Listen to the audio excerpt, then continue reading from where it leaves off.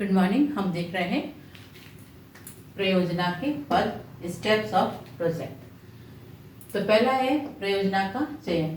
पिछले वीडियो में हमने देखा था प्रयोजना के 5 पद होते हैं, जिसमें पहला था चयन था।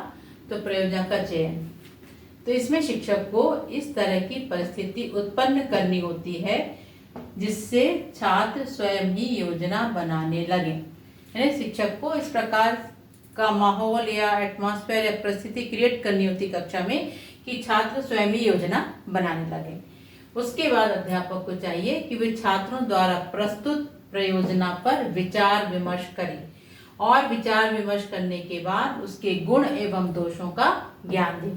यानी जो प्रोजेक्ट विद्यार्थियों के द्वारा प्रस्तुत किया गया है उस प्रोजेक्ट के ऊपर विचार विमर्श किया जाए और विचार विमर्श करने के बाद शिक्षक उसके गुण एवं दोषों के बारे में विद्यार्थियों को बताया जाना चाहिए और उसके बाद ही उस प्रोजेक्ट को सेलेक्ट किया जाना चाहिए सर्वसम्मति से। उसके बाद ही सर्वसम्मति से उस प्रोजेक्ट को सेलेक्ट किया जाना चाहिए।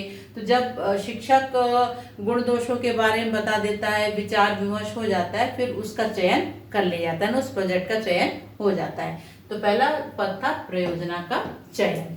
अब दूसरा पद क्या है? प्रयोजना की तैयारी। यानी अब प्रयोजना का तो सिलेक्शन हो गया, तो छात्रों ने या विद्यार्थियों ने अपने प्रोजेक्ट का चयन कर लिया। अब चयन करने के बाद उसको पूरा करने के लिए कि जब चयन तो कर लिया, उसको हम कैसे पूरा करेंगे, उसकी तैयारी कैसे करेंगे, तो दूसरा पद आएगा प्रयोजना की तैयारी। तो प्रयोजना के चयन के बाद उसे पूरा करने के लिए कार्यक्रम बनाना चाहिए।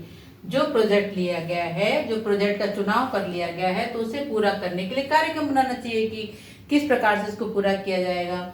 कार्यक्रम बनाते समय इस बात का ध्यान रखना चाहिए कि प्रयोजना उद्देश्यपूर्ण हो तथा उसमें प्रत्येक विद्यार्थी को उनकी मानसिक योग्यता, क्षमता, रुचि के अनुसार कार्य मिले। यानी जो अब चयन तो कर लिया गया है और कार्यक्रम बनाया जा रहा है, तो कार्यक्रम बनाते समय क्या करना चाहिए कि जो प्रोजेक्ट दिया गया है वो उद्देश्यपूर्ण होना चाहिए, यानी कुछ उद्देश्य निकल कर आना चाहिए। ऐसा ना हो कि कुछ भी प्रोजेक्ट दे दिया, उसका कोई उद्देश्य नहीं, कोई औचित्य नहीं। तो जो प्रोजेक्ट का चयन किया गया है तो उसका जो कार्यक्रम बनाया जा रहा है तो वो उद्देश्यपूर्ण होना चाहिए।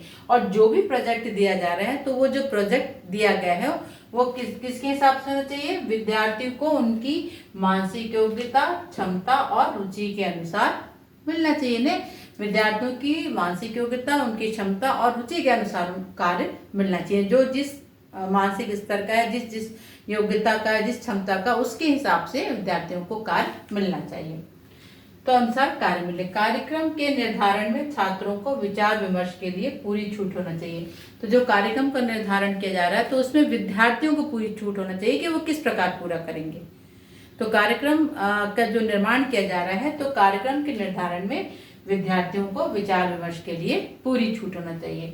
तो इस प्रकार पहला पद हमने देखा चयन करने के बाद ही प्रयोजना की तैयारी। यानी कोई चीज हम जब सेलेक्ट कर लेते हैं, किसी चीज का हम चुनाव कर लेते हैं, तो अब जो हमने चुना है, क्योंकि काफी विचार विमर्श के बाद उनके गुणों के बारे में, उनके दोषों के बारे में वर्णन करते हुए हमने किसी प्रयोजना को या प्रोजेक्ट को सेलेक्ट किया। अब इस प्रोजेक्ट को कैसे पूरा करें, इसकी एक रूपरेखा बनाई जाती है, क्योंकि बिना रूपरेखा के, बिना कार्यक्रम के, बिना पूर्व तैयारी के किसी कार्य को पूरा नहीं किया जाता। तो चयन के बाद उसको पूरा करने के लिए, प्रोजेक्ट को पूरा करने के लिए कार्यक्रम की तैयारी की जाती है, उसके बारे में पूरा कार्यक्रम बनाया जाता है। इसके बाद हम देखेंगे तीसरा पद, इसका क्रियान्वयन। तो मिलते हैं अगले वीडियो में, बने रहिए मेरे साथ। Thank you.